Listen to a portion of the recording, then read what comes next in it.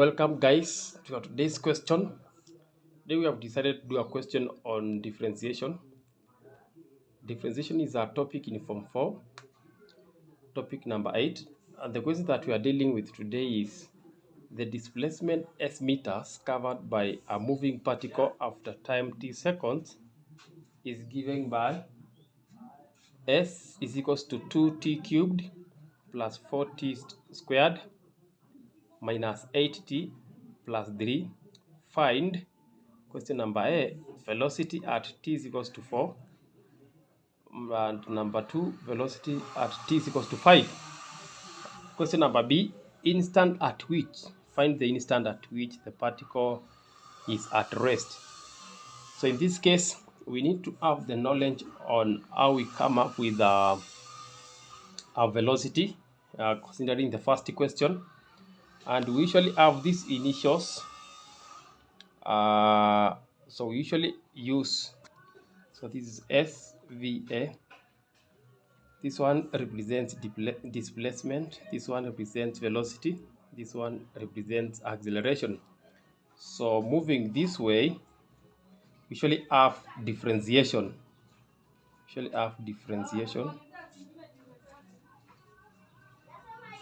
While moving upwards, we usually have integration.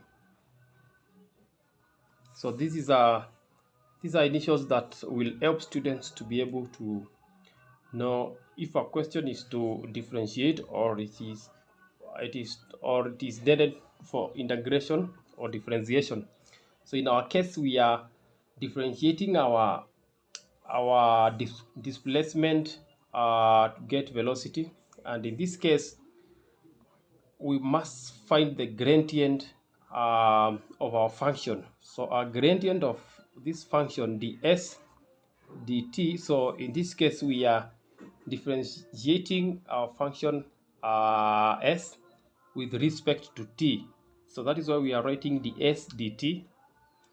So differentiation, we usually pick this one, or the power, we multiply by the coefficient. So we pick 3 times 2, we get 6. Then the power, we minus 1 from the power, we minus 1, so we have 6t. 3 minus 1, we get t squared. So plus the second one, so we pick the power, which is 2, we multiply by the coefficient of t, which is 4. So 2 times 4, we get 8. So we have 8, then we minus 1 from the power, so t squared minus 1, we get t. Then we go to the third one, minus, so the power of t here is raised to power 1, so it is 1 times 8, we get 8. Then t is raised to power 1 minus 1, we have t raised to power 0, which is 1. Then 3 is done away with because t is raised to power 0. So when we multiply it by 0 here, 3 is gone. So this is the gradient function that will give us velocity at these seconds. So we start with Roman 1, velocity when t is equals to 4. So velocity is this one. When we have differentiated our function, we have found, or we are getting the velocity. So velocity at t is equals to 4 seconds, we replace the 4 seconds within our function here. We replace the 4 seconds within our function in this order: 6 raised to, or 2 raised to power 2, 4 raised to power 2, that is t. Instead of writing t here, we write 4 plus 8 into bracket 4 minus 8. So we want to find the velocity. So in this case, you pick your calculator, you find 4 squared is 16 times 6, then plus 32 minus 8. So we have 108.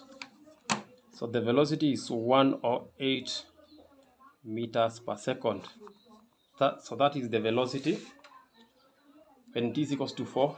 So we find velocity when t is equals to 5. We do the same. We have the gradient function, so velocity is given by 6. T is equals to 5 squared plus 8 into bracket 5 minus 8. So we pick again our calculator. We have 5 squared is 25 times 6 plus 40. 8 times 5 plus 40 minus 8. Minus 8. We get 182.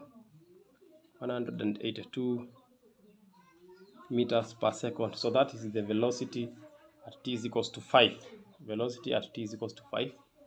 The last question is find the instant at which the particle is at rest. The instant at which the particle is at rest.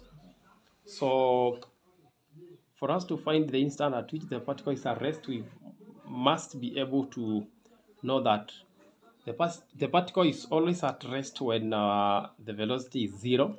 So our velocity is 60 squared plus 8t minus 8. So when this velocity is equals to 0, that is when the particle is at rest. That is when the particle is at rest.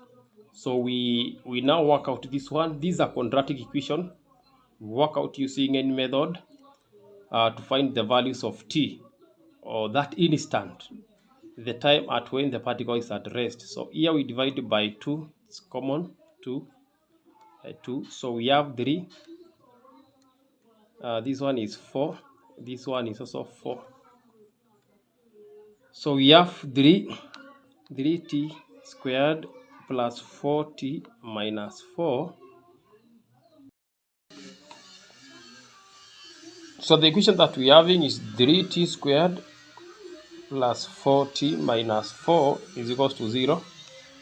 So we solve this one using the product and the sum method.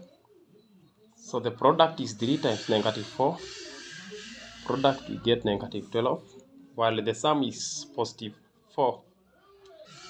So we find two numbers. When we multiply the two numbers, we get negative 12. When we add the two numbers, we get positive 4. So the two numbers are 6 and negative 2. 6 and negative 2, because when we multiply 6 times negative 2, we get negative 12. When we add 6 minus 2, we get positive 4. So 6 and negative 2, they are our two numbers that qualify in our equation here. So we pick 3t squared. So instead of writing 4t, we write using our two numbers that we've gotten there, 6 and 2. So 3t squared plus 6t minus 2t minus 4 is equals to 0. Then we pair these numbers in our equation. We pair them, or we group them into 2. So we find what is common here. We find it is 3t in the first one. When we eliminate 3t here, we are remaining with t plus 2 minus what is common there is 2. Then we have t plus 2 is equals to 0. After that, we pick the terms that are outside the brackets, 3t minus 2. 3t minus 2. Then t plus 2, there are two terms that are within the bracket and they are the same. So we only pick one. T plus 2 is equals to 0. So in our case, we have two possible values of t.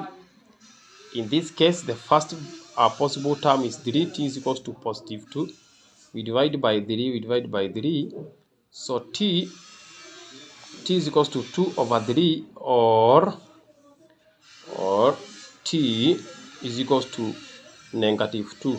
So these are the two instances at which the particle is at rest when the velocity is 0.